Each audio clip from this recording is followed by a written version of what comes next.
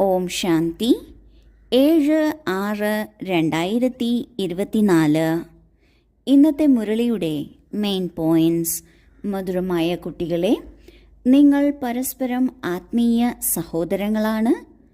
നിങ്ങൾക്ക് പരസ്പരം ഓരോരുത്തരോടും അതിസ്നേഹമുണ്ടായിരിക്കണം. നിങ്ങൾ സ്നേഹം നിറഞ്ഞ ഗംഗയായി തീരൂ. ഒരിക്കലും വഴക്കടിക്കുകയോ ബഹളമുണ്ടാക്കുകയോ അരുത്. നാം ശരീരമല്ല, ആത്മാവാണ്. നാം ഇത്രയും നാളും ദേഹാഭിമാനത്തിലായിരുന്നു, അതായത് ശരീരബോധത്തിലായിരുന്നു. ശരീരത്തിനനുസരിച്ച് ചിന്തിച്ചിരുന്നു. അതുകൊണ്ട് വഴക്കും ബഹളവും ഒക്കെ ഉണ്ടാക്കിയിരുന്നു. എന്നാൽ ഇപ്പോൾ നാം തിരിച്ചറിയുകയാണ്, നമ്മൾ ഓരോരുത്തരും ആത്മാക്കളാണ്. നമ്മൾ പരസ്പരം സഹോദരങ്ങളാണ്. നമ്മൾക്ക് പരമാത്മാവ് പിതാവായും ഉണ്ട്. അതിനാൽ നമ്മൾ ആത്മാവിൻ്റെ തനത് സംസ്കാരമായ സ്നേഹത്തിൻ്റെ സ്വരൂപമാകണം. സ്നേഹത്തിൻ്റെ ഗംഗയായിരിക്കണം. മറ്റുള്ളവരിലേക്കും നമ്മളിൽ നിന്ന് നെഗറ്റീവ് ചിന്തയോ നെഗറ്റീവ് സംസാരമോ കർമ്മമോ വഴക്കടിക്കുകയോ ഒന്നും ഉണ്ടാകരുത്. എപ്പോഴും നമ്മളിൽ നിന്ന് സ്നേഹം തന്നെയായിരിക്കണം മറ്റുള്ളവരിലേക്ക് പ്രവഹിക്കേണ്ടത്. ചോദ്യം: ആത്മീയ പിതാവിന് ഏത് കുട്ടികളാണ് വളരെ വളരെ പ്രിയമുള്ളവരായി തോന്നുന്നത്? ഉത്തരം: 1.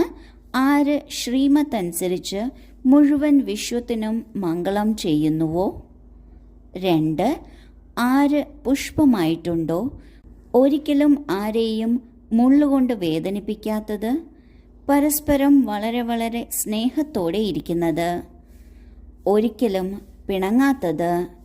ഇങ്ങനെയുള്ള കുട്ടികളെ ബാബയ്ക്ക് വളരെ വളരെ പ്രിയമുള്ളവരായി തോന്നുന്നു. ആര് ദേഹാഭിമാനത്തിൽ വന്ന് പരസ്പരം വഴക്കടിക്കുന്നുവോ, ഉപ്പുവെള്ളം പോലെ ആകുന്നുവോ, അവർ ബാബയുടെ പേര് ചീത്തയാക്കുന്നു. അവർ ബാബയെ നിന്ദിക്കുന്ന നിന്ദകരാകുന്നു. ലോകത്തിലുള്ള ഒരു സാധാരണ അച്ഛനായാലും അവർക്ക് എങ്ങനെയുള്ള കുട്ടികളായിരിക്കും പ്രിയപ്പെട്ടത്? ആരാണോ പെരുമാറ്റത്തിലും ചിട്ടയിലും മാന്യമായിട്ടുള്ളത്, ആരാണോ ആരുമായും വഴക്കടിക്കാത്തത്, അങ്ങനെയുള്ളവരായിരിക്കും പ്രിയപ്പെട്ടത്. ഇവിടെ പാരലൗകിക പിതാവും തനിക്ക് പ്രിയപ്പെട്ട കുട്ടികളെക്കുറിച്ച് പറയുകയാണ്. ആരാണോ മുഴുവൻ വിശ്വത്തിൻ്റെയും മംഗളം ചെയ്യുന്നത്, എന്നാൽ ശ്രീമത്തനുസരിച്ച് ചെയ്യുന്നത്, അവർ പ്രിയപ്പെട്ടവരാണ്. നാം ഏത് പ്രദേശത്താണോ ജനിച്ച് വളർന്നത്, അവിടെ മാത്രമല്ല മുഴുവൻ വിശ്വത്തിൻ്റെയും സേവനം നാം ചെയ്യണം. നാം ഒരു പക്ഷേ നാം എവിടെയാണോ ജനിച്ച് വളർന്നത് അവിടെ തന്നെയായിരിക്കും നിൽക്കുന്നത്.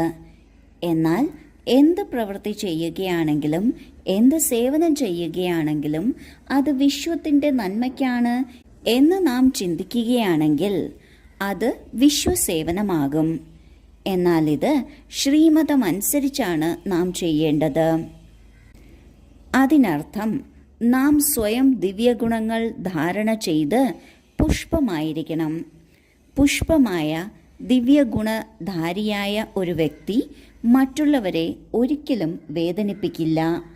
അവരിൽ നിന്ന് ഒരു പ്രവൃത്തിയോ വാക്കോ സങ്കല്പമോ പോലും മറ്റുള്ളവർക്ക് മുറിവേൽപ്പിക്കുന്ന തരത്തിൽ ആയിരിക്കില്ല. അവരെല്ലാവരുമായും നല്ല സ്നേഹത്തോടെയായിരിക്കും പെരുമാറുക. ഒരിക്കലും പിണങ്ങാത്തവരായിരിക്കും. ആരാണോ ഇങ്ങനെയുള്ള കുട്ടികൾ, അവരെയാണ് ബാബയ്ക്ക് ഏറ്റവും പ്രിയം. എന്നാൽ എപ്പോൾ നമ്മൾ ദേഹാഭിമാനത്തിൽ വരുന്നുവോ അപ്പോൾ വികാരങ്ങൾക്ക് മുൻതൂക്കം ലഭിക്കുന്നു. അത് കാരണം വഴക്കടിക്കുകയും ഉപ്പുവെള്ളം പോലെ ആകുകയും പിന്നെ പലതരത്തിലുള്ള പ്രവൃത്തികൾ ചെയ്യുകയും അതിലൂടെ ബാബയുടെ പേര് ചീത്തയാവുകയും ചെയ്യുന്നു.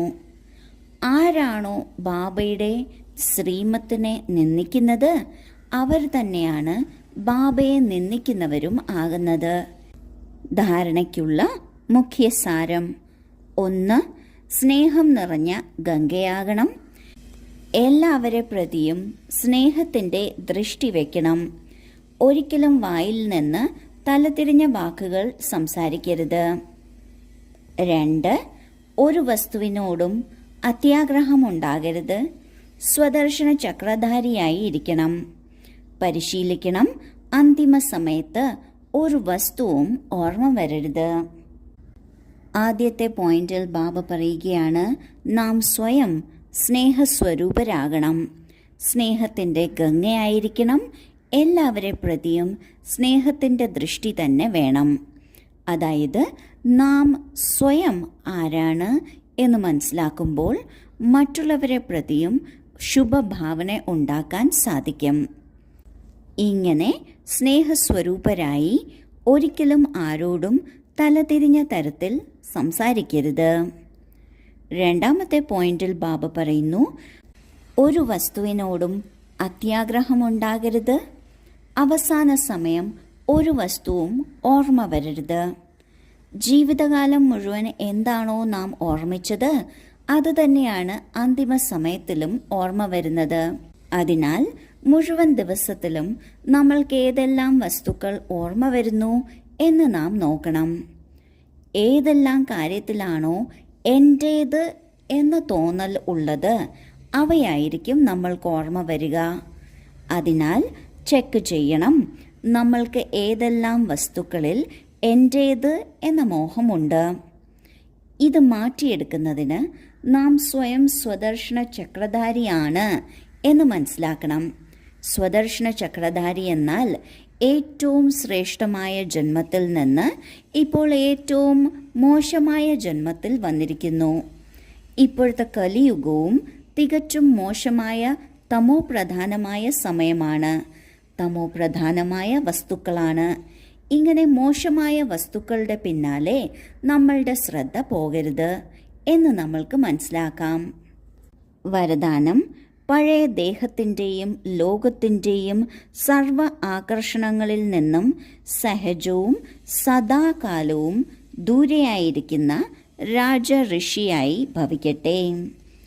രാജഋഷി അർത്ഥം ഒരു വശത്ത് സർവപ്രാപ്തികളുടെയും അധികാരത്തിൻ്റെ ലഹരിയും മറുവശത്ത് പരിധിയില്ലാത്ത വിരക്തിയുടെ അലൗകിക ലഹരിയും.